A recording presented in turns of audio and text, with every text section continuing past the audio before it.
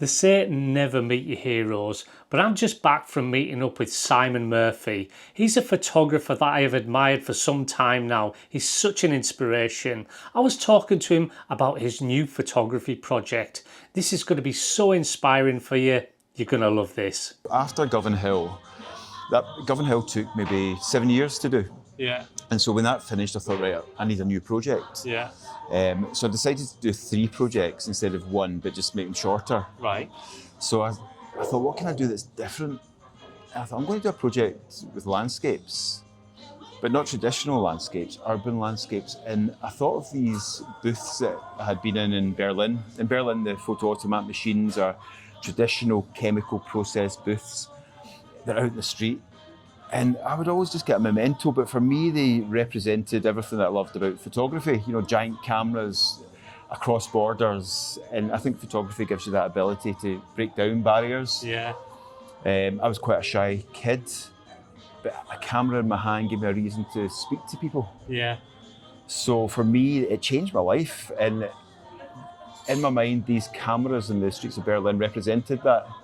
Yeah, yeah. I mean, I love kind of I hate to say the word cinematic, but you know, like looking at some of these photos that you've done, like of the photo booths, and just like how it does look like a still from a film. So was that kind of something in your mind, like from films you've seen, or? Yeah, I think the way I photograph is, I heard something recently about finding your style, and I can't remember who said it. I wish I had remembered, but basically it was, well, your style is because you can't do it any other way. Right, yeah. And for me, I always photograph, I'm from a sort of newspaper magazine background. Right.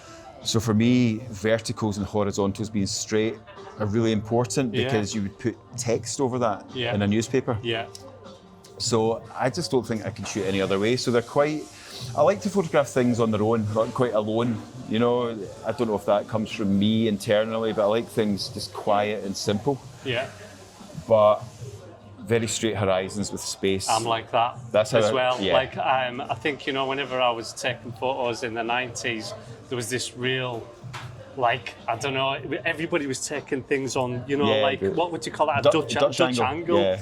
And I started doing it as well, like at the time, but then afterwards, everything's got to be like that and that. And it can be restricting at times, you know, and I'm the same. I've tried the wee angle, and there's another project I'm doing that I'll tell you about another time. We'll do that a different day. Where I've started bringing that into it just to loosen things up, make it feel informal. Yeah. But for this one, the landscapes anyway were very kind of straight and considerate of lines, but then something happened, something I didn't intend to happen, was people started coming into the project. I didn't want to shoot portraits for this. Ah, right, okay, because you've done portraits before. Yeah. So these are like mainly colour portraits? Yeah, or is it all colour portraits? Well, yeah, more or less. Oh, we've got a coffee coming. Hey. No, it's good. The whole project I wanted to do different to Govan Hill. So Govan Hill was gritty, black and white portraiture, shot in film. Yeah. So this time, every decision I made, I wanted to shoot colour, shoot digital, no people was the intention, just landscapes, everything different. But when I was at the booths, in fact, I'll tell you a story before that, because I was really trying not to get people in. And when I was at the booths, I met people and they looked cool. So I thought, well, this is a camera.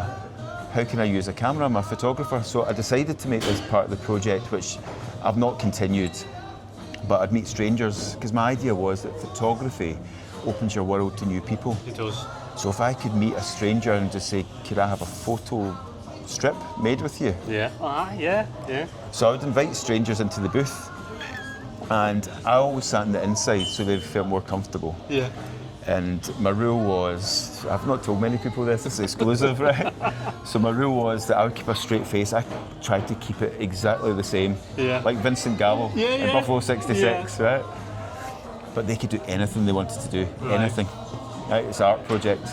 So I had all sorts of things happen, sometimes nothing much, but a guy bit my ear once. No. He had a wee nibble. That was fun. But I did say you can do anything you want, so it's funny. Yeah. So that was that, and I collected the strips. But I was missing something. I take portraits, that's what I do. And like I was saying, you know, your style, you can't do it any other way. So that's what I'm known for. So I would meet amazing looking people. The booths are all brightly coloured in different colours and things like that, and the people look great in colour. So inevitably, I couldn't help myself. I just started making portraits. Scary though. It was scarier than Govan Hill. Why? Because of my presumptions. You know, I thought language barrier. Right, yeah. I don't speak any German. But of course in Berlin everyone speaks English. Yeah. So that wasn't a problem. A lot of the people that are around the booths are a younger generation as well. Yeah. And so as a street photographer or a portrait photographer starting out, it's a lot easier to photograph men of a similar age or older. It is, you're right. You know, you can. So that it was like starting again with younger people. But all of my fears were just unfounded. Yeah. You know, I shouldn't have been thinking that way, but they worked out. You know, I met great people, got on so well with them, and they're so kind. You know, so giving. Yeah, I mean the people that I've seen in some of those portraits look really cool. Aye. So I mean, they're definitely people. It's almost it's almost turned into a kind of fashion thing as well. You know, is because the booths in Berlin are used by all sorts of people, not always for getting their pictures taken. Right. So you'll get that mix of, you might have some homeless people, you might have some drug users, and so there's moments where I thought, you know, should this be in the project? It just didn't feel right. Yeah. Didn't feel right, so it ended up going a little bit fashiony, which also wasn't the intention. Here's our coffees. There you go. No, it's great, this is good. No, this is good. That's lovely, thank you. You've got the ginger skin coffee. Oh, thank you. I don't know what that means. Thanks so much. That's great. Thank you.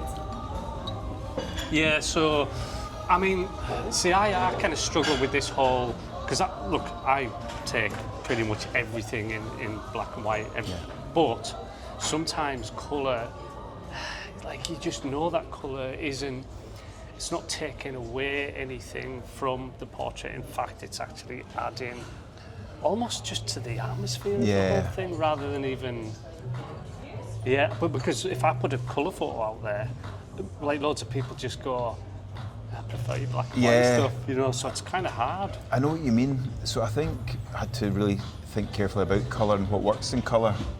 And again, thinking about the booths, photographing them in a very simple way, I thought this has to be simple. So if I met someone that was maybe wearing brown tones or oranges or reds, some of the places where the booths are, there's maybe 3 booths, so I can think, right, okay, what background's going to suit this person? In terms of lighting, the booths are a gift because it's a cabin, so the light's blocked either side, but you've got this beautiful front light, so it's like a giant softbox. Yeah. So it's actually very easy. So it gave me time to not think about lighting so much, but to think about slightly pose, but I didn't direct too much, but more about how the colours would work, you know, and just trying to maybe match the background with an element in the subject. Yeah. But I'm just learning colour, you know, like you, I'm very I always feel stuck out in my on the ways. depth of it with it, because it does add this other element into it. I always kind of, I've been saying this for too long now, is that I'm not going to do colour until I've mastered black and white, and then, you know. 10,000 hours, they say, you might master it. That's right. We've probably done that by now, Probably, you would have thought so. This book, hang on, start that again, this book. So, you've got a book coming out, and hopefully, and, you know, because all of these images that you've taken are just incredible, and I love a book, right? So one of the things, I like a print for the wall, but one of kind of my main things just for inspiration and just to, you know, sit down, I love a book, and the fact that you're at least trying to get a book out there with all of this, I mean, what could people expect from this book? So the book, it has been designed. It was designed by a chap called Tom Booth-Woodger, who does British Journal of Photography. So because I'm self-publishing this, I wanted it to look special, you know, and professional and beautiful. And I think as a photographer, I can do what I can do well, but there's things in the design process that I might think's nice, but I'll not notice things that a designer would notice. Yeah. It's like a hairdresser, you know, they notice your hair and they think, you know, I could do that better. Yeah.